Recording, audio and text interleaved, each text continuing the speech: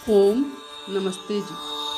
आपका स्वागत है आपका अपना चैनल आओ वेद पढ़े में। इस चैनल पर केवल आचार्य प्रदीप कुमार शास्त्री जी का ऑनलाइन व ऑफलाइन शास्त्रीय कक्षाओं के वैदिक व्याख्यान उपलब्ध होंगे। अपने चैनल पर आने वाले वीडियो की सूचना पाना चाहते हैं तो लाइक और सब्सक्राइब करें तथा घंटी के बटन को दबाएं, जिससे कि वीडियो अपलोड होते ही सबसे पहले सूचना पा सकें। वेद पढ़ें पढ़ाएं, सुने सुनाएं, वेद का संदेश घर घर पहुंचाएं। ऋषि ऋण को चुकाएं, अपना कर्तव्य निभाएं, जीवन सफल बनाएं।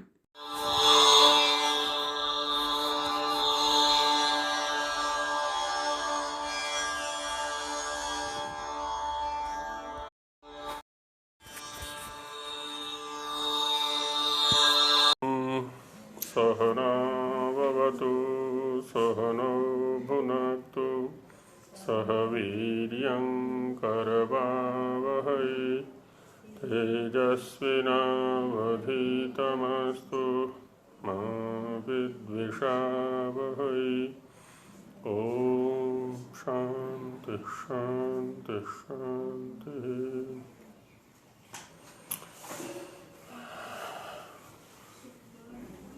एकमात्र उपासनीय जो परब्रह्म है उसका वैदिक स्वरूप क्या है। जो अन्य लोग वैदिक आर्यों पर आक्षेप करते हैं कि आर्य लोग प्रकृति अर्थात जड़ के उपासक थे और वेदों में जड़ की उपासना है, तो उसी का समाधान यहाँ पर चल रहा है। तो इसमें तृतीय मंत्र को हमने देख लिया था, प्रतद्वोचेदमृतम। अब इससे अग्रिम मंत्र जो कि ईश्वर स्तुति प्रार्थना उपासना मंत्रों में भी सप्तम मंत्र के रूप में आता है, उसको यहाँ पर देते हैं स्वामी जी महाराज। स नो बंधुर्जनिता सविधाता धामानि वेद भुवनानि विश्वा यत्र देवा अमृतमानशानास्तृतीये धामन्नध्यैरयन्त।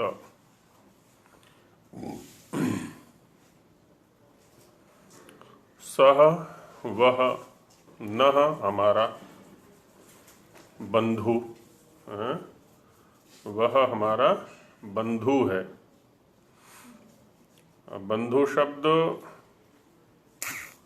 प्रायः शरीरधारी जो संबंधी हैं, जिनको बंधु बांधव आदि कहते हैं, जिनसे हमारा व्यावहारिक स्नेह होता है अथवा जिनको हमसे व्यावहारिक स्नेह होता है ना, जिनमें हम बंधे हुए हैं और जो हम में बंधे हुए हैं। बंधु माने इस वजह से बंधन का साधन है ना, बंधु माने बंधन का साधन। तो वो हमारे साथ बंधे हुए हैं और हम उनके साथ बंधे हुए हैं। हम उनके बंधु हैं और वो हमारे बंधु हैं। भूलेगा नहीं हाँ, तो बस है ना, सारे के सारे वो कहते हैं ना रेशम की डोर से बंधे हुए हैं। तो रेशम की डोर बीच में है, स्नेह बंधन। परिवार या समाज निर्माण के लिए ये आवश्यक है। आसक्ति रहित बंधन कोई समस्या नहीं है। जहाँ आसक्ति हो जाती है ना, वो समस्या खड़ी कर देती है, जहाँ राग हो जाता है। नहीं तो संबंध तो चाहिए ही। अब देखो, संबंध में सम और लगा दिया ऊपर से, अच्छी प्रकार से। सम माने सम्यक्तया, जहाँ अच्छी प्रकार से बंध जाते हैं आपस में, तो वो संबंध हो गया। और संबंधी, संबंधी का ही बिगड़ा हुआ रूप है समधि। संबंधी में से ब को हटा दिया है तो समधि बन गए। परस्पर जो कन्या और पुत्र के, वर के पिता होते हैं, वो समधि होते हैं, संबंधी होते हैं, परस्पर जुड़ जाते हैं, एक संबंध में बंध जाते हैं। तो अब सारे बंधन अपने परमेश्वर के साथ जोड़ लें, क्योंकि वो परम बंधु है। ये जो बंधु हैं जितने भी, वो तो सारे छूटने वाले हैं एक ना एक दिन। ये साधन बन जाए हमारे उस ईश्वर से संबंध जोड़ने के, बस इतने में ये बंधु हैं। जी, ये व्यापक संबंध बन जाए यहाँ। बना लें, कुछ भी हो तो बनने में तो कोई समस्या नहीं है। वो तो ये देखना होगा ना, हम किस किस के बीच में संबंध को देखना चाह रहे हैं। तो ये बंधु है। तो परम बंधु जो है हमारा परमेश्वर है। ये समझे हम। जनिता माने उत्पन्न करने वाला, जनि प्रादुर्भावे, उत्पन्न करने वाला। जैसे हमें उत्पन्न करने वाले हमारे माता पिता हैं, आचार्य हैं, अतिथि हैं, है ना। ये सब हमें अनेक प्रकार से उत्पन्न करते हैं।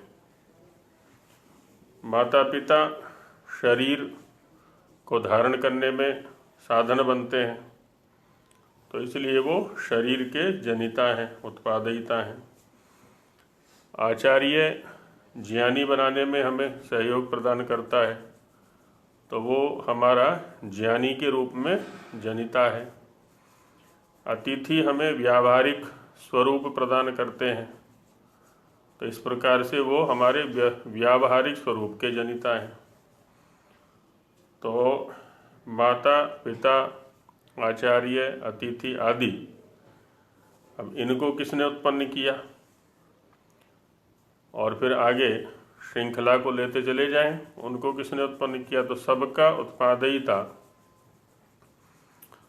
जैसे योग दर्शन में कहा है ना, स एष पूर्वेशामपि गुरु कालेनानवच्छेदात्।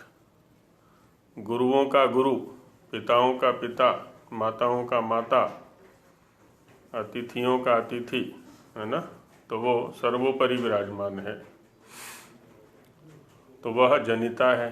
सविधाता, और वही सब कुछ का विधान करने वाला है, नियमन करने वाला है, सभी कार्यों को संपन्न करने वाला है। विपूर्वक धा धातु का जो प्रयोग होता है ना, वो करने अर्थ में आता है ना। विधान, विधि, विहित आदि शब्द बनते हैं इसी से। और धामानि वेद भुवनानि विश्व। धामानि वेद, वो धामों को जानता है। धाम से तात्पर्य क्या होता है, जो हमको धारण करते हैं वो धाम है। दधाति इति धाम, या धीयते अनेन इति धाम। जो हमको धारण करता है वो धाम है। तो वो कौन हो गया धाम। पहले भी चर्चा, ये त्रीणी धामानि भवन्ति, नाम, स्थान, जन्म, इनको जानता है वो। और भुवनानि विश्वा, सभी भुवनों को, सभी लोकों को भी वह जानता है।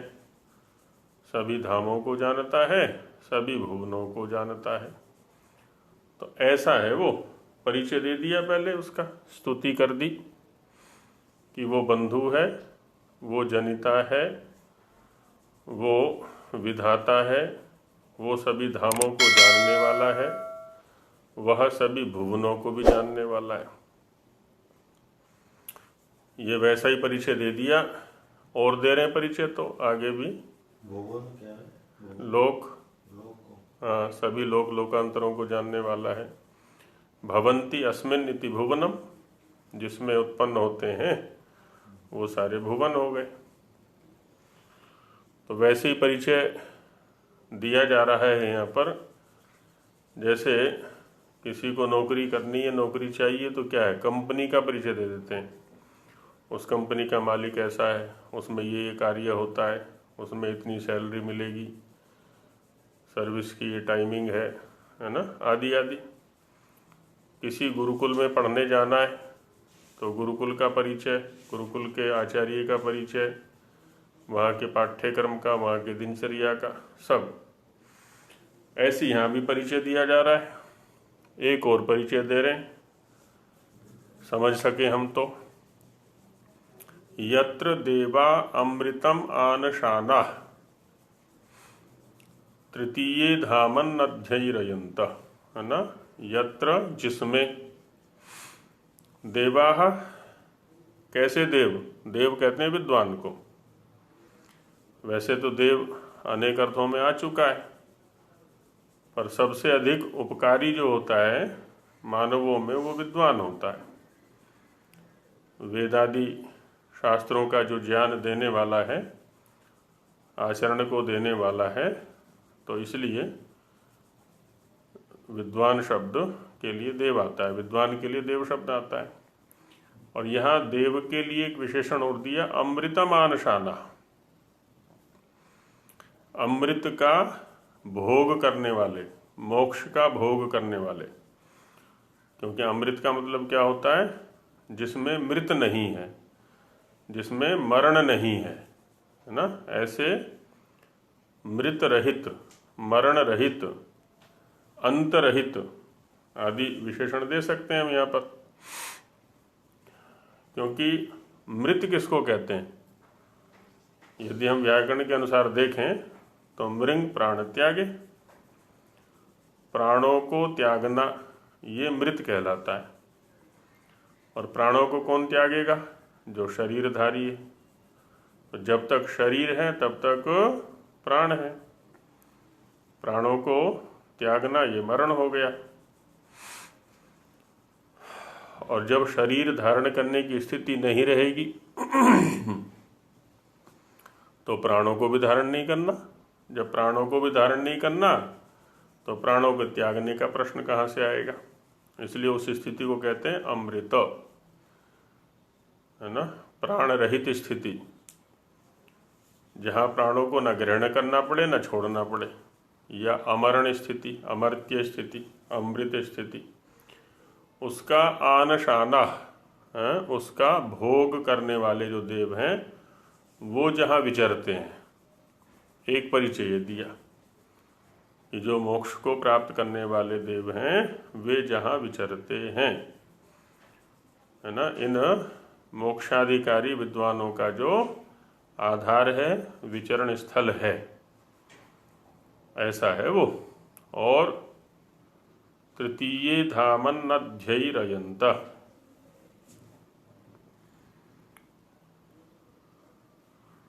तो तृतीय, है ना, तृतीय धाम में, तृतीय धाम भी इसी को कहा हुआ है जो ये है अमृतलोक कह लें इसको।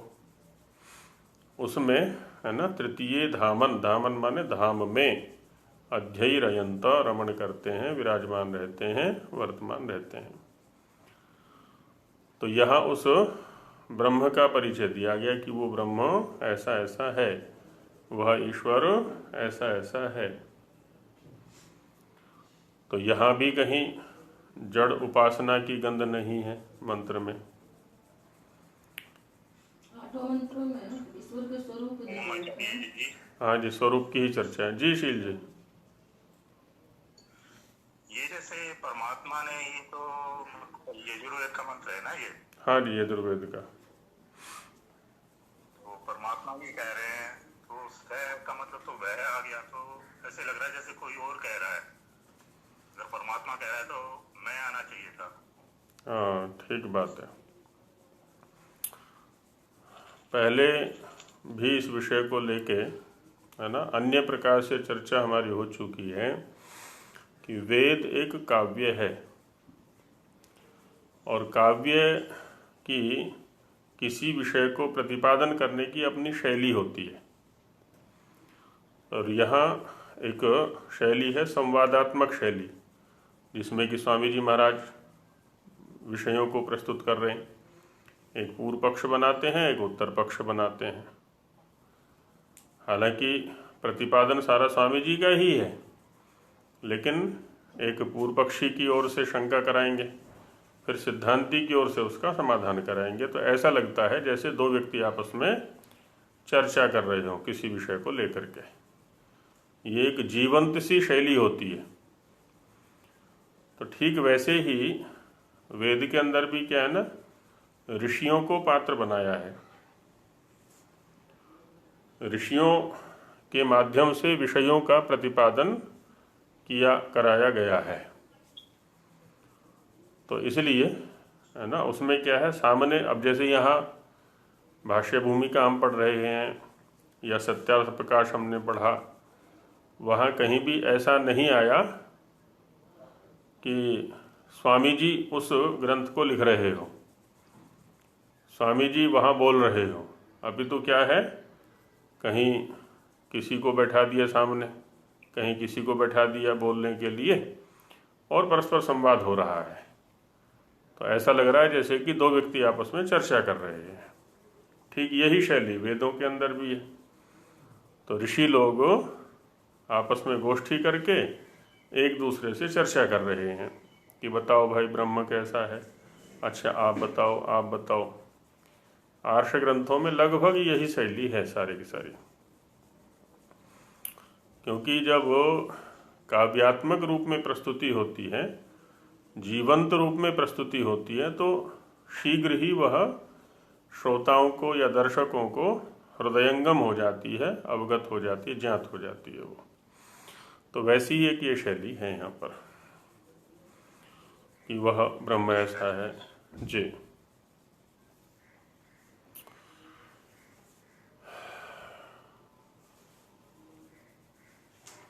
एक और मंत्र लेते हैं। ये 32वें अध्याय से मंत्र हैं तीनों। पहले 9वां था, फिर 10वां था, अभी 11वां मंत्र है ये।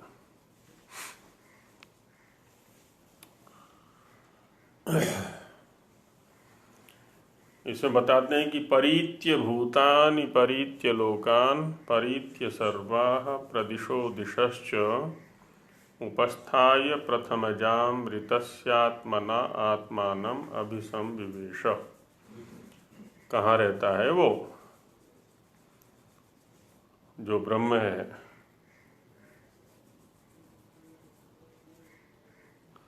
तो परीत्य भूतानि, ये भूत हैं जिनको हम महाभूत कहते हैं।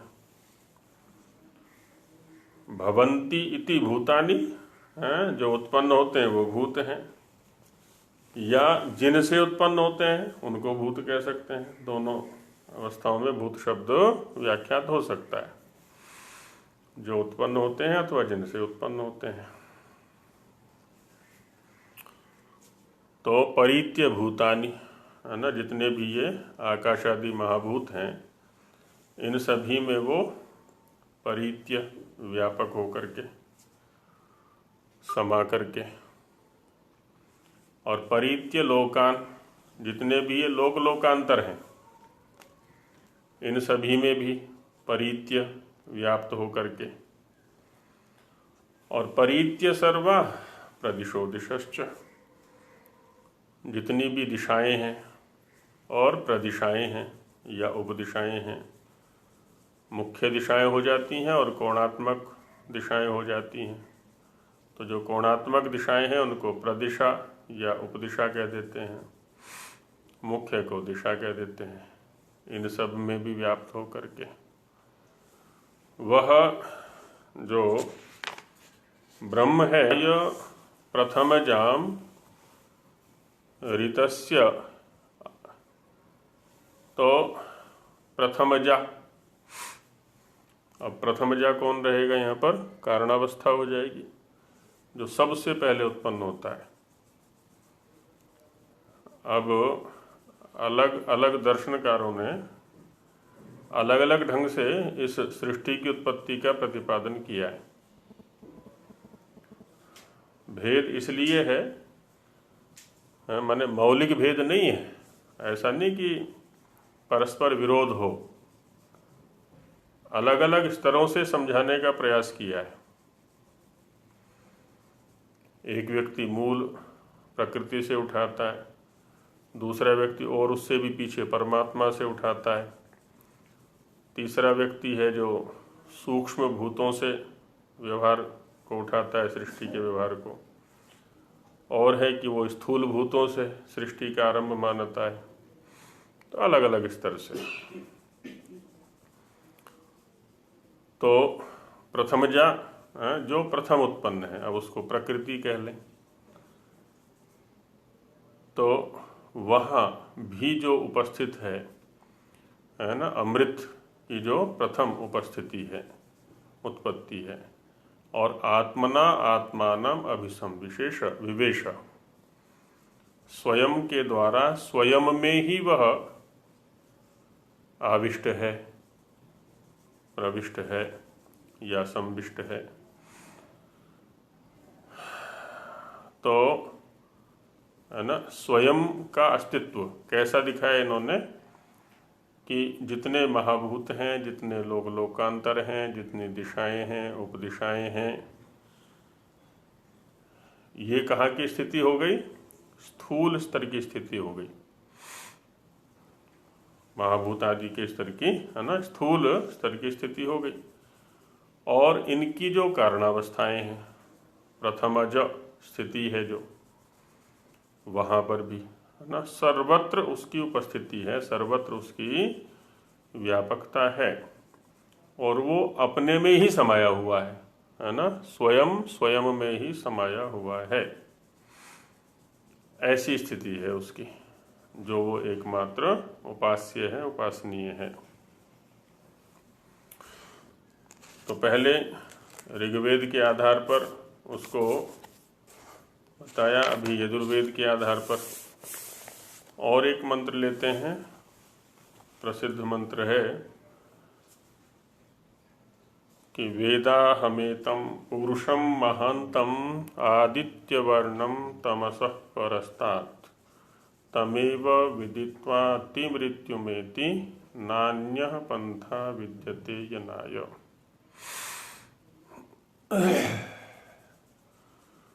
सारी चर्चाएं सुनते हैं, सुनाते हैं, प्रवृत्ति उधर नहीं हो पाती। प्रवृत्ति न होने में कारण या बाधक क्या है? हमारा प्रकृति भोग का एक लंबा अभ्यास, अज्ञान अवस्था में रहने का लंबा अभ्यास, जन्म जन्मांतरों से अज्ञान की स्थिति में है और प्रकृति के भोग में रमे हुए हैं। कब से? बहुत लंबे काल से। तो हम ये सोचते हैं कि हमारी जो स्थिति है, हमारा जो अस्तित्व है, वो तो यही है, वो छूटते नहीं बनता। इसलिए इधर स्वाध्याय की ओर, अध्यात्म की ओर एकाएक रुचि भी नहीं बन पाती है, और रुचि बन भी जाए तद अनुकूल क्रिया नहीं बन पाती हमारी, क्योंकि अभ्यास इतना प्रगाढ़ है, सुदृढ़ है उधर का, वो छूटता ही नहीं। तो इसलिए क्या है ना, निरंतर स्वाध्याय की, चिंतन की, मनन की, आत्मविश्लेषण की आवश्यकता है। निरंतर 24 घंटे किसी ऐसे व्यक्ति के सानिध्य की आवश्यकता है जो हमें हमारी वास्तविकता से परिचित कराता रहे, खाली एक समय नहीं। अब देखिए यहाँ पर क्या कह रहे हैं कि वेदाहमेतम, अहम एतम महांतम पुरुषम वेद, मैं इस महान पुरुष को जानता हूँ। 31वें अध्याय का मंत्र है ये, कि जिस पुरुष की यहाँ पर चर्चा की गई है उस पुरुष को मैं जानता हूँ। कैसा पुरुष है वो? आदित्य वर्णम। अब हमारे सामने सबसे जो उज्जवल वर्ण है वो आदित्य का है, उसी के कारण से हमें बाकी सब रूप दिखाई पड़ते हैं। वो ना हो तो रूप ही ना रहे हमारे सामने। सारी अग्नियों का अस्तित्व उसी से है, चाहे पार्थिव अग्नि है चाहे अंतरिक्ष वाला अग्नि है। तो सबसे उत्कृष्ट वर्ण वाला, उत्कृष्ट रूप वाला हमारे लिए आदित्य है। उसी के माध्यम से समझने का या समझाने का प्रयास किया जा रहा है कि आदित्य वर्णम, आदित्य के वर्ण वाला। अच्छा, जहाँ आदित्य होता है वहाँ अंधकार हो सकता है क्या? जहाँ प्रकाश होता है वहाँ अंधकार की स्थिति नहीं रहती है। इसलिए क्या कहा? तमसः परस्तात्। सभी प्रकार के तमह से, अंधकार से परे है, जो कि दूर है। अंधकार तो फटक भी नहीं सकता वहाँ पर। जैसे हम तो बार बार अज्ञान के घेरे में आ जाते हैं, कभी लोभ से, कभी आलस्य से, कभी प्रमाद से। न जाने कितने शत्रु बैठे हुए हैं चारों तरफ, घेराबंदी बनाए हुए, और वो विभिन्न प्रकार के आकर्षक रूप धारण करके हमारे ऊपर आक्रमण करने के लिए तैयार रहते हैं, हर समय तैयार रहते हैं। लेकिन उसकी स्थिति ऐसी है जहाँ पर ये शत्रु, अंधकार, अज्ञान आदि शत्रु जो हैं, ये फटक भी नहीं सकते, उससे तो बहुत दूर है। तमसः परस्तात्। और जब तक हमें प्रकाश की वास्तविकता का पता नहीं होगा, उसके लाभ का पता नहीं होगा, ज्ञान की वास्तविकता का या लाभ का पता नहीं होगा, तब तक हम उधर जाएंगे कैसे?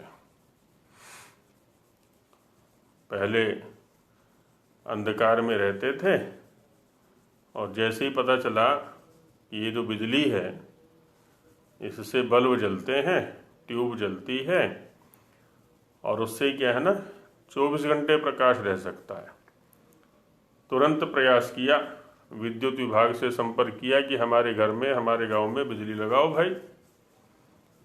यहाँ तक बिजली क्यों नहीं आई अभी तक? तुरंत प्रयासरत हो गए हम।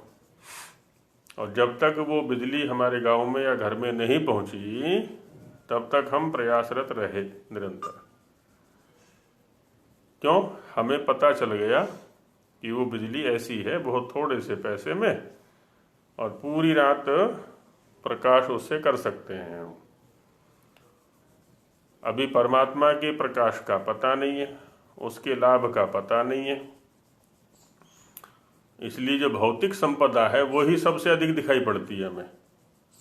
ये होनी चाहिए, ये होनी चाहिए, ये होनी चाहिए। लेकिन जिस दिन उसका पता चल गया, फिर थोड़ी ना ये अच्छी लगेगी।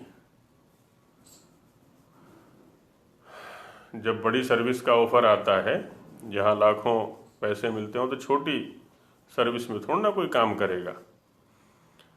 और यहाँ कह रहे हैं, देखिए ऋषि उद्घोषणा कर रहे हैं या करा रहे हैं परमात्मा ऋषि के मुख से, तमेव विदित्वाति मृत्युमेति। उसी ही को जानकर, है ना, तम एव शब्द रखा हुआ है यहाँ पर। एव शब्द ही के लिए आता है, बलाधान हो गया कि और कोई साधन नहीं है मृत्यु से पार जाने का। अब स्वामी दयानंद को तो किसी ने बताया नहीं था।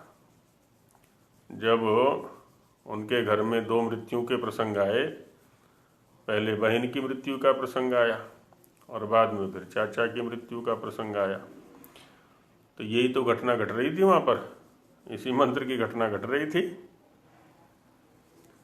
कि क्या इस मृत्यु से पार जाने का भी कोई रास्ता है?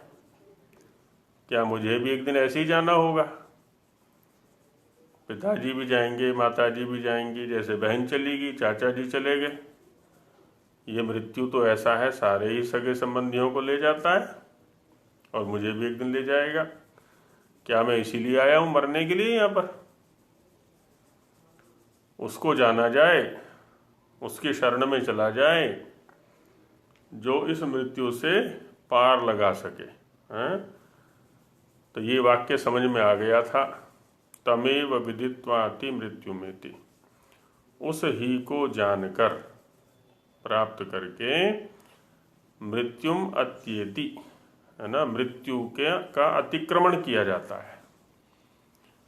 मृत्यु का अतिक्रमण करना है, मृत्यु को लांघना है, तो हम उसके पास चले जिसके पास मृत्यु फटकता भी नहीं कभी। जो बलवान होगा ना, वही तो सुरक्षा कर सकता है, कमजोर क्या सुरक्षा करेगा हमारी? तो वो है जो मृत्यु से परे है, अंधकार से परे है, अज्ञान से परे है। हमें अज्ञान से परे जाना है तो उसकी शरण में पहुंचना होगा। हमें मृत्यु के पार जाना है तो उसकी शरण में पहुंचना होगा, और कोई रास्ता ही नहीं है। नान्यः पंथा विद्यते यनाय, गति के लिए, यात्रा के लिए, अयन शब्द पहले देख चुके ना। अयन माने गति, अयनाय माने गति के लिए। अन्यः पंथा न विद्यते, और कोई रास्ता नहीं है, एकमात्र वही रास्ता है। इसलिए यथाशीघ्र, है ना, जितनी जल्दी हो सके। कितनी जल्दी? जैसे किसी की ट्रेन छूटने वाली हो ना, तो बहुत सारे काम छोड़ के भाग लेता है कि ट्रेन पहले पकड़नी है मेरे को। या किसी को हवाई यात्रा करनी है और पता है कि इस समय फ्लाइट है, फ्लाइट से 2 घंटे पहले पहुंचना है ना, बाकी सब काम छोड़ देता है कि भागो जल्दी से, नहीं तो फ्लाइट छूट जाएगी। तो वही स्थिति यहाँ पर भी है। इस शरीर को धारण तो हमने इसीलिए किया था, हवाई अड्डे पर पहुंचने के लिए, लेकिन लग गए इधर से इधर, इधर इधर उधर, है ना, इधर उधर भटक गए।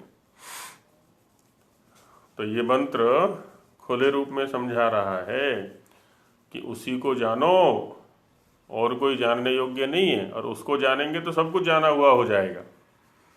यह चेद अवेदित अथ सत्यम अस्ति, नो चेद यह वेदित महति विनष्टि।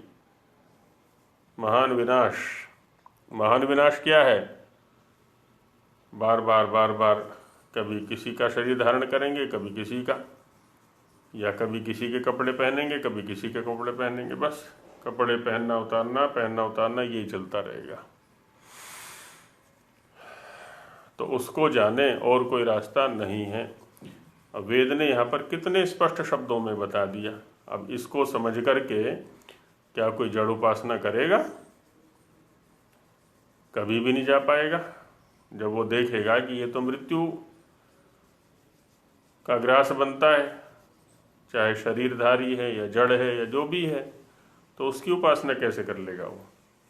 कि हम तो उसकी उपासना करेंगे जो अंधकार से परे है, अज्ञान से परे है, महान है, मृत्यु से परे है, उसकी उपासना करेंगे। और दिखाते हैं यजुर्वेद से ही, तदेजति तन्नैजति तद्दूरे तद्वंतिके तदंतरस्य सर्वस्य तदु सर्वस्यास्य बाह्यतः। तद एजति, एद्री कंपने धातु है, वह चलता है, गति करता है। कैसी गति करता है? तो किसी को समझा दिया गया परमेश्वर के विषय में कि देखो, इस सृष्टि का रचनाकार वही है, इस सृष्टि को रचने वाला वही है, परमेश्वर। अब जहाँ वो अवस्थित है सोनीपत में, देखा कि यहाँ सृष्टि की रचना है, पेड़ बने हुए हैं, पौधे बने हुए हैं, शरीर बने हुए हैं, आदि आदि। अगले दिन वो पानीपत पहुँचा, अरे यहाँ तो ये तो यहाँ भी बना हुआ है, इसका मतलब यहाँ भी आ गया परमेश्वर। फिर वो करनाल पहुँचा, उसने देखा वहाँ भी वैसी सृष्टि दिखाई पड़ गई, अरे ये तो यहाँ भी आ गया। माने गति तो उसके स्वयं की है, लेकिन उसका आरोप वो परमात्मा में कर रहा है कि वो चलायमान है। और कभी देखा होगा ना, भ्रमण करने जाते हैं तो चंद्रमा को देखें, ऐसा लगता है जैसे चंद्रमा हमारे साथ साथ दौड़ता जा रहा है या सूरज हमारे साथ साथ दौड़ता जा रहा है। माने अपने गति का आरोप हम चंद्रमा में या सूरज में कर दिया करते हैं कि देखो यहाँ से चले हम अभी, और 1 किलोमीटर चले, 2 किलोमीटर चले, हमारे साथ साथ चला ये भी चंद्रमा, छोड़ा नहीं इसने पीछे हमारा। तदेजति तन नहीं जति। तो जो अविद्वान लोग हैं, है ना, उनको ऐसा लगता है कि परमेश्वर यहाँ भी जा रहा है, यहाँ भी जा रहा है, यहाँ भी जा रहा है, यहाँ भी जा रहा है, सर्वत्र चलायमान है। विद्वान है वो व्यापक रूप में देखता है। तन नहीं जति कहते हैं कि भाई वो तो सर्वत्र पहले से भरा हुआ है, ये जो गमनागमन है ये तो एक देशी में हुआ करते हैं। अभी यहाँ है वहाँ नहीं है, यहाँ से फिर वहाँ चला गया तो अब वहाँ है यहाँ नहीं है। ये जो क्रियाएं हैं ये तो एक देशी में होती हैं, शरीरधारी में होती हैं, स्थूल में होती हैं, और वो तो पहले से ही सर्वत्र भरा हुआ है, व्यापक है, तो उसका गमनागमन कैसे हो सकता है? उसके बिना तो कोई रिक्त स्थान है ही नहीं। तो तन नहीं जाती। तद दूरे, बहुत दूर है, इसलिए तो विभिन्न प्रकार की यात्राएं करते हैं ढूंढने के लिए उसको। कोई गंगोत्री में ढूंढने जाता है, कोई हरिद्वार में ढूंढने जाता है, कोई अन्यत्र, है ना। बहुत सारे स्थल बना रखे हैं भगवान के कि वहाँ मिलेगा, वहाँ मिलेगा, वहाँ मिलेगा, ढूंढते रहते हैं तदवंती के। लेकिन एक ज्ञानी ऐसा है, वो कहता है कि भाई वो तो तुम्हारे पास बैठा हुआ हर समय, उसे कहाँ ढूंढते फिर रहे हो? वो दूर नहीं है कहीं भी, है ना, एकदम समीप में है, वो तो पास में है। तो पास में किनको दिखता है? न एजति स्वरूप किनको दिखता है? जो योगी है, जो धर्मात्मा है, जो तत्व विवेचन करने के अभ्यासी हैं, है ना, हर वस्तु को तत्वतः देखने के अभ्यासी हैं, उनको वो समीप में दिखता है, उनको वो सर्वत्र व्यापक दिखता है। और तत् अंतः अस्य सर्वस्य, ये जो कुछ भी दिख रहा है ना, संसार ब्रह्मांड, इस सब के अंतः माने मध्य, मध्य में वो विद्यमान है, विराजमान है, व्यापक है। और जैसे मध्य में है, जैसे अंदर है, वैसे ही तदु सर्वस्यास्य बाह्यता, है ना। तत् माने वह, वो निश्चित रूप से, अस्य सर्वस्य बाह्यतः, इस सब के बाहर भी विद्यमान है वो ऐसे ही। तो वो एजन करता है, गति करता है, नहीं करता है, दूर है, समीप है, अंदर है, बाहर है, जहाँ देखो वही है। हाँ, कोई भी स्थल ऐसा नहीं है। दूसरे प्रकार से यदि हम समझना चाहें इसको, प्रत्येक गति में वो विद्यमान है। वृक्ष की गति हो रही है, वायु की गति हो रही है, पृथ्वी की गति हो रही है, जहाँ जहाँ भी गति हो रही है, प्रत्येक गति में उसकी विद्यमानता है, क्योंकि उसी के कारण से तो सब कोई गतिशील है, गतिमान है। और जहाँ जहाँ स्थिरता है, उसी के कारण से ये स्थिरता है, वही टिकाए हुए है सबको, वही धारण किए हुए है। दूर से दूर देखते चले जाएं, सर्वत्र समुद्र के किनारे खड़े होकर के देखते हैं ना, जिन्होंने समुद्र देखा है वो जानते हैं दूर तक जल ही जल दिखाई पड़ता है, और पास में भी जल है। और समुद्र के बीच में यदि चले जाएं तो जल के अलावा कुछ दिखाई नहीं पड़ेगा। दूर भी जल, समीप में भी जल, और जल में ही खड़े हुए हैं हम, सर्वत्र जल ही जल दिखाई पड़ता है। तो बाहर भी जल अंदर भी जल है, सर्वत्र जल ही जल होता है।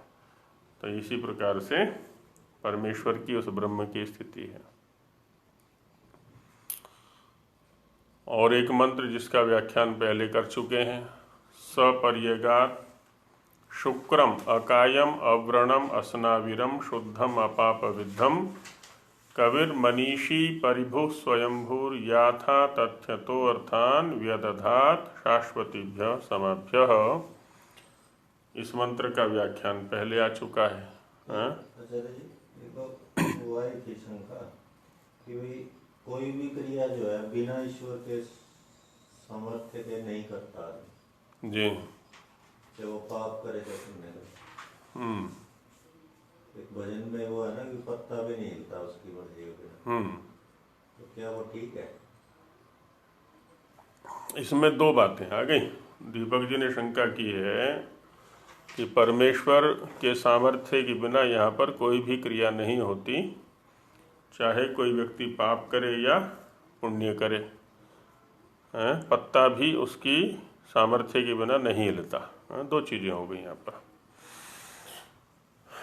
पत्ता भी नहीं हिलता, ये तो हो गई प्राकृतिक व्यवस्था कि उसने महाभूतों के माध्यम से वो व्यवस्था बनाई हुई है, उन्हीं से उत्पन्न है। तो वायु ने उसको गति दी हुई है। वो कहेंगे कि वायु के अंदर जो गति है वो उसी की गति है, जैसा पीछे देख चुके हैं हम।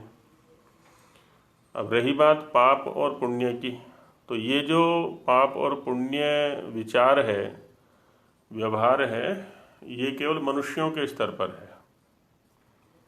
है ना। जीव जिसको हम कहते हैं मनुष्य के स्तर पर है, और कर्म करने में मनुष्य को स्वतंत्र छोड़ा हुआ है। ठीक है।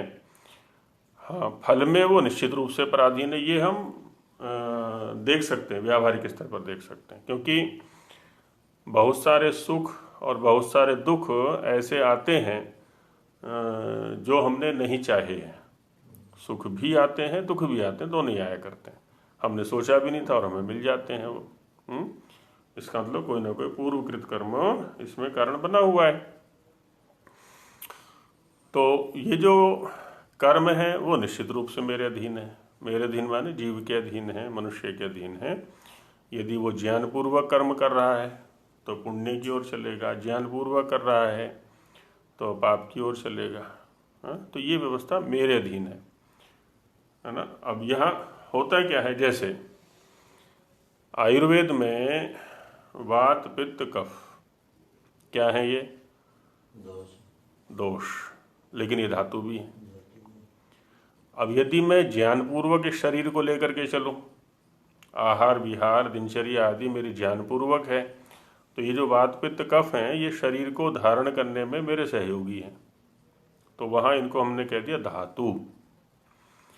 और यदि अज्ञानपूर्वक आहार विहार दिनचर्या ऋतुचर्या आदि का ज्ञान मुझे नहीं है, ना ही मैं प्रयास करता हूँ, जो मिला सो खा लिया, जब मिला सो खा लिया, तो क्या होगा, ये दोष में परिणत हो जाएंगे। कारण क्या रहा, मेरा ज्ञान और अज्ञान। ईश्वरीय व्यवस्था में तो सबको मिल गए ये वात पित्त कफ, अब मैंने अज्ञानपूर्वक इनको विकृत कर दिया। अब यहाँ ईश्वर कारण नहीं है, या ज्ञानपूर्वक इनको सुरक्षित ईश्वर ने तो ज्ञान दे दिया वेदों के माध्यम से कि देखो जिस रूप में ये प्रकृति से प्राप्त हुआ है, यदि तुम इसी रूप में रखोगे तो अपने लक्ष्य पर पहुंच जाओगे स्वस्थ रहते हुए। अब मैंने उस ज्ञान को लिया नहीं, तदनुकूल आचरण नहीं किया, तो ये तो मेरा दोष है। यह ईश्वरीय व्यवस्था नहीं है, ये तो मेरा दोष हुआ। ईश्वर ने मैं ईश्वर की आज्ञा के विपरीत आचरण कर रहा हूँ, मैं ईश्वर की व्यवस्था के विपरीत आचरण कर रहा हूँ। जो ये है अपना मार्ग में चलने आदि का नियम बनाने वाले हैं, उन्होंने तो व्यवस्था बना करके दे दी कि भी आपको अपना वाहन बाईं ओर लेकर के चलना है। प्रत्येक ड्राइवर का ये कर्तव्य है कि बाईं ओर लेकर के चले। अब मैं न जानूँ उसको, और रोड पर जो चिन्ह दिए हुए हैं उनके लक्ष्य को न जानूँ, और ऐसे ही लेकर के चल दूँ वाहन को मैं दाईं ओर, तो स्वयं भी मरूंगा, दूसरे को मारूंगा। ये मेरा दोष है, ये उस व्यवस्थापक का दोष नहीं है। उसने तो व्यवस्था बना करके दे दी है। तो ये पाप पुण्य आदि जो भी कर्म है ये मेरे अधीन है। ज्ञानपूर्वक चलूं वह वेदाध्ययन। इसीलिए क्या किया, देखिए ऋषियों को पता है, अच्छा हमारा जो जन्म है वो अज्ञान के कारण से हुआ है कि ज्ञान के कारण से हुआ है? अज्ञान के कारण। पक्का है ना एकदम? हाँ जी। हाँ, माने अज्ञान मूल में है, उसकी निवृत्ति के लिए माने अज्ञान से उसकी निवृत्ति होनी है। ठीक है, जब अज्ञान मूल में है शरीर धारण के, तो वहाँ आलस्य है, प्रमाद है और न जाने क्या क्या है। और साथ में क्या है, कई जन्म जन्मांतरों का प्रारब्ध संचित कर्म मेरे साथ गठड़ी बंधे हुए लेकर के आया हूँ मैं। ठीक है नहीं, तो ये पता है कि स्वाभाविक रूप से ये भूल करेगा, क्योंकि अज्ञान इसके पीछे लगा हुआ है। कई जन्मों का जो कर्माभ्यास है, भोगाभ्यास है, वो इसके पीछे लगा हुआ है। इसलिए ऋषियों ने क्या किया है, हम न जाने तो ये हमारा दोष है। उन्होंने क्या कहा, ब्राह्मणेन निष्कारणो धर्म षडंगो वेदो ध्येयो जेयश्च, प्रत्येक मनुष्य का यह अनिवार्य कर्तव्य है क्या, 6 अंगों सहित उपांगों सहित वेद को पढ़ना भी है और जानना भी है। अब ना पढ़े तो ये हमारा दोष है ना। सबसे पहला जो कर्तव्य, अब हम क्या करते हैं, बच्चा अभी गर्भ के अंदर है और तभी पक्का कर लेते हैं क्या डॉक्टर बनाना है, इंजीनियर बनाना है, तो ये बनाना है, मैकेनिक बनाना है, न जाने क्या क्या बनाना है, MBA कराना है ना, आदि आदि। मनुष्य बनाने का सोचता है कोई, हम ऐसे नहीं सोचता, ये हमारा दोष है। पंच महायज्ञ अनिवार्य कर्तव्य ना करें तो हमारा दोष है। व्यवस्थाएं तो बना करके दे रखी हैं, न भटकाव होवे, है ना, वर्ण व्यवस्था आदि बना करके, आश्रम व्यवस्था आदि बना करके। अब आश्रम व्यवस्था का पालन ना करें तो हमारा दोष है, वर्ण व्यवस्था को न माने कर्माधारित, तो ये हमारा दोष है। यहाँ तो पदे पदे जो है सावधान किया है ऋषियों ने हमें, अब उसमें न चलें, उसको न जाने तो हम दोषी हैं, वहाँ पर ईश्वर दोषी नहीं है। उसने तो व्यवस्था बना करके दे रखी है। विपरीत चलेंगे तो पापी हो जाएंगे और अनुकूल चलेंगे तो पुण्यात्मा हो जाएंगे, धर्मात्मा हो जाएंगे, मुक्ति के अधिकारी हो जाएंगे। उसमें कई बार आता है ना वेद मंत्रों में कि वो अच्छे कामों में सहयोग करता है, बढ़ाता है, उसको वो पुशअप करता है, यानी इस तरह की बातें आती हैं। अच्छे कार्यों में सहयोग करने का मतलब क्या होता है? इसका मतलब बुरे कामों में वो सहयोग नहीं करता है। वो तो स्वामी जी ने भी स्पष्ट शब्दों में कहा हुआ ये। अर्थापत्ति तो यही नहीं। हाँ, दूसरी बात यह है कि उसके द्वारा सहयोग होने का मतलब क्या है कि जब हम उसकी आज्ञा के अनुसार अपने जीवन को चलाते हैं, का मतलब क्या हुआ कि हम अपने लक्ष्य की ओर बढ़ रहे हैं। और जितना जितना हम अपने लक्ष्य की ओर बढ़ेंगे तो निश्चित रूप से हमारे चित्त में उत्साह बनेगा, मन में उत्साह बनेगा। और उसके विपरीत यदि चलेंगे तो नहीं करेगा वो, यही होगा। नहीं, वो क्या कर रहा है वो तो ठीक है, हम अपने स्तर पर देखें। जैसे एक कक्षा के अंदर विद्यार्थी पढ़ रहे हैं, एक विद्यार्थी अगली कक्षा को ध्यान में रख करके परिश्रम कर रहा है, क्योंकि उसने अन्य विद्यार्थियों को भी देखा है कि जिन्होंने परिश्रम किया है, अच्छे अंक प्राप्त किए हैं, अगली कक्षा में वो पहुंच गए हैं। तो जैसे जैसे वो परिश्रम करेगा लक्ष्य के अनुकूल, तो वैसे वैसे क्या ना उसके मन में उत्साह बढ़ेगा। वीकली टेस्ट हुए, मंथली टेस्ट हुए, नंबर अच्छे आए, उत्साह बढ़ेगा उसका, अच्छा अगली बार और परिश्रम करूंगा, है ना, लक्ष्य के अनुकूल कर रहा है। वार्षिक परीक्षा हुई उसकी, और बढ़िया, ये तो फर्स्ट डिवीजन आ गई, टॉप हो गया। अगली कक्षा में छात्र जो है अध्यापकों ने भी शाबाशी दी कि बहुत बढ़िया भाई, और आगे बढ़ता चला जाता है, तो टॉप पर ही निकलता चला जाता है वो। दूसरे छात्र हैं, वो दूसरे प्रकार की गतिविधियों में व्यस्त हो जाते हैं, पढ़ने में ना हो करके दूसरे प्रकार की। तो अब उनकी उधर प्रगति होगी, उधर प्रगति होगी, तो ठीक है, प्रगति तो वो कर रहे हैं, लेकिन अगली कक्षा में नहीं जा सकते वो। तो यही स्थिति हमारी यहाँ पर बनती है कि हम उसकी आज्ञा के अनुसार यदि वर्तमान रहेंगे, व्यवहार करेंगे, तो आगे से आगे उत्साह बनता चला जाता है। तो हम उसको कहते हैं कि ईश्वर उत्साह प्रदान कर रहा है, और ईश्वर निश्चित रूप से सहयोगी बनता है, ये भी है। अब दूसरा मार्ग तो उसने बनाया ही नहीं, वो तो हमने अपने अज्ञान से बना दिया। भटकना है तो भटको भाई, वो तो मना नहीं करता, उसने तो सही रास्ता दिखाया है।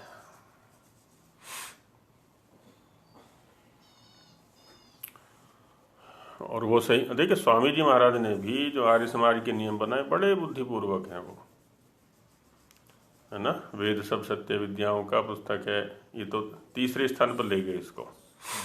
पहले कह दिया आदिमूल परमेश्वर है, सब सत्य विद्या और जो पदार्थ विद्या से जाने जाते हैं, है ना, उन सब का आदिमूल परमेश्वर है। अब सत्य विद्या और पदार्थ को जाने बिना, जैसे यहाँ भी बार बार चर्चा आ रही है, परमार्थ ज्ञान और व्यवहार ज्ञान, है ना, सत्य विद्या परमार्थ ज्ञान, पदार्थ विद्या व्यवहार ज्ञान। तो पदार्थ परमार्थ ज्ञान और व्यवहार ज्ञान के बिना हमारी गति नहीं है। कहते हैं कि ये दोनों मिलेंगे परमेश्वर से। अच्छा, परमेश्वर कैसा है? दूसरे नियम में बता दिया कि ऐसा ऐसा है। अच्छा, इन दोनों का ज्ञान कहाँ से मिलेगा? वेद से मिलेगा। अब उसको ना पढ़े तो कोई क्या करे? जब उन्होंने कह दिया स्पष्ट रूप से सब सत्य विद्या और जो पदार्थ विद्या, नहीं, वेद सब सत्य विद्याओं का पुस्तक है। और उन्होंने तो स्वामी जी ने तो बलपूर्वक कह दिया कि परम धर्म है ये हमारा। अब परम धर्म का कोई पालन ना करे तो अब क्या करे? वो तो गिरना ही है तो गिरे भाई। वहाँ तो कह दिया सारा, स्पष्ट शब्दों में ऋषियों ने कह दिया है। और किसी भी आर्ष ग्रंथ को हम पढ़ेंगे, चाहे आयुर्वेद का है, चाहे दर्शन का है या अन्य का, दर्शनों की तो बात ही अलग है, उपनिषदों की बात ही अलग है। सबसे पहला क्या कर रहे हैं? वो लक्ष्य का बोध करा रहे हैं कि तुम किस लिए आए हो, ये शरीर क्या है, आत्मा क्या है, मन क्या है, सूक्ष्म शरीर क्या है, स्थूल शरीर क्या है, महाभूत क्या है, ये सृष्टि क्या है, तुम किस लिए आए हो। अब ये सब बोध कराने के बाद अब कि भाई देखो, तुम अपने स्तर पर तो सुरक्षित रहना सीख गए हो, अब दूसरों को भी सुरक्षित रखना है अपने साथ साथ। तो फिर वो विद्या बताई जाती है, व्यवहार विद्या वहाँ पर। अब इस चीज़ को यहाँ से बीच में से हटा दिया। अभी जो वर्तमान की शिक्षा पद्धति है उसमें से मानव निर्माण की जो प्रक्रिया है उसको हटा दिया गया। बस एक ही लक्ष्य है कि अधिकतम पैसा कैसे कमाएं, है ना। तो पैसा छापने की मशीन या पैसा बनाने की मशीन, है ना, मनुष्य निर्माण वाली स्थिति तो है ही नहीं कहीं पर भी। तो फिर पैसा ही पैसा रहता है, बाकी और कुछ नहीं रहता वहाँ पर। कमाओ पैसा, भरते जाओ बैंक में। और देखो पैसे की भी क्या स्थिति है, सब जानते हैं, सब परिचित हैं, और सारे के सारे लगभग उन परिस्थितियों में से निकल कर के आए हैं, और लगभग सबकी संतानें उन परिस्थितियों में रखी हुई हैं। सबने अपने अपनी संतानों को उन परिस्थितियों में रखा हुआ है। क्या है? कंपनियां हैं, वो दिखाती हैं पैकेज, लोग दिखाती हैं 1 लाख, 1.5 लाख, 10 लाख, 20 लाख, जो भी है वर्ष का, वो पैकेज दिखाती हैं। और जब पैकेज दिखाती हैं, दूसरी कंपनियां उसके पीछे लगा देती हैं, उससे उस पैसे को निकालना कैसे है। तो उसके पास तो पैसा छोड़ते ही नहीं हो। अब ये लोन ले लो, अब ये कोठी ले लो, अब ये गाड़ी ले लो, अब ये बड़ी वाली गाड़ी लो, तो अब ये हवाई यात्रा करो, तो ये करो, तो वो करो, सब कंपनियां पीछे पड़ गई उसके। अब उसकी जेब में तो बेचारे का रहा ही नहीं। वो तो एक कंपनी ने दिखाया कि मैं तुम्हें दे रहा हूँ 20 लाख, और दूसरी कंपनी ने उसे निकाल लिया। अब वो वहीं का भाई कोल्हू का बैल, तो उसके पास बचा क्या? अपने लिए तो कुछ भी नहीं है।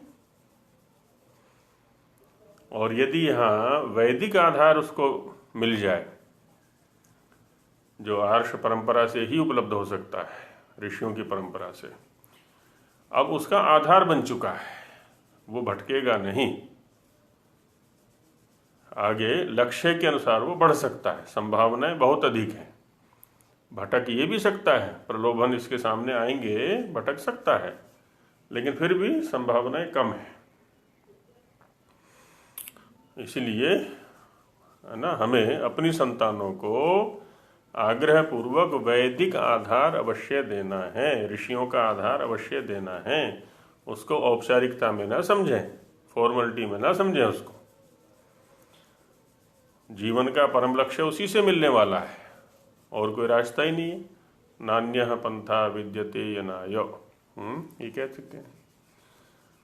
तो ऋषियों के जो संदेश हैं, ऋषियों के जो आदेश हैं, निर्देश हैं, वो जीवन में धारण करने के लिए हैं, खाली सुनने सुनाने के लिए, औपचारिकताएं अपनाने के लिए नहीं है वो। इस चीज़ को ध्यान रखना है हमें। तो यहाँ पर इस प्रकार से है ना, अनेक मंत्रों के माध्यम से उस परमेश्वर के स्वरूप पर चर्चा की जा रही है। और मंत्र आगे आएंगे, अभी यहीं तक रखते हैं, अगली कक्षा का समय हो गया है। ओम सहना भवतु सहनौ भुनक्तु सह वीर्यं करवावहै तेजस्विनावधीतमस्तु मा विद्विषावहै। ओम शांति शांति शांति। सभी को नमस्ते।